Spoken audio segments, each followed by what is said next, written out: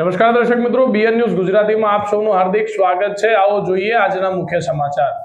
પુરુષોત્તમ રૂપાલાનો વિવાદ વધુ વિકર્યો। ગળતેશ્વર તાલુકાના સાગોલનો ક્ષત્રિય સમાજ આકરા પાણીએ સાગોલ ગામમાં ભાજપની કરાઈ પ્રવેશબંધી। ગામના પ્રવેશદ્વાર ઉપર લગાવાયા બેનરો। રૂપાલાની ટિકિટ રદ ન કરે ત્યાં સુધી ભાજપના આગેવાનો કાર્યકરોને પ્રવેશબંધી। ઉમેદવાર નહીં બદલાય તો આગામી દિવસોમાં કરશે ક્ષત્રિય સમાજ આંદોલન। પુરુષોત્તમભાઈ રૂપાલાના નિવેદન બાદ ગુજરાતના ક્ષત્રિય સમાજમાં ઉગ્ર રોષ વ્યાપી જવા પામ્યો છે। ઠેર ઠેર વિરોધના સૂર ઉઠી રહ્યા છે। પુરુષોત્તમ રૂપાલા દ્વારા માફી માંગ્યા બાદ પણ આ રોષ શમવાનું નામ લેતો નથી। દિવસે ને દિવસે સતત વધતો જઈ રહ્યો છે। ક્ષત્રિય સમાજ દ્વારા રૂપાલાની ટિકિટ રદ કરવા બાબતે રજૂઆત છતાં ભારતીય જનતા પાર્ટી દ્વારા કોઈ નોંધ ન લેવાતા ખેડા જિલ્લાના ગળતેશ્વર તાલુકામાં પણ વિરોધ ભભૂકી ઉઠ્યો છે।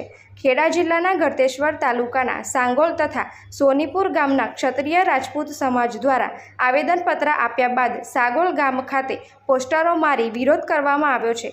પોસ્ટરો દ્વારા જ્યાં સુધી પુરુષોત્તમ રૂપાલાની ટિકિટ રદ ના થાય ત્યાં સુધી ભારતીય જનતા પાર્ટીના કાર્યકરોએ ગામમાં પ્રવેશ કરવો નહીં તેવો વિરોધ નોંધવામાં આવ્યો છે।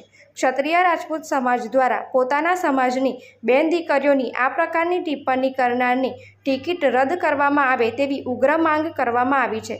તેમ છતાં જો ટિકિટ રદ નહીં થાય તો લોકસભાની ચૂંટણી દરમિયાન કોઈપણ ભાજપના કાર્યકરોને ગામમાં પ્રવેશ આપવામાં આવશે નહીં અને આગામી સમયમાં વધુ ઉગ્ર આંદોલન કરવાની ચીમકી પણ ઉચ્ચારી છે।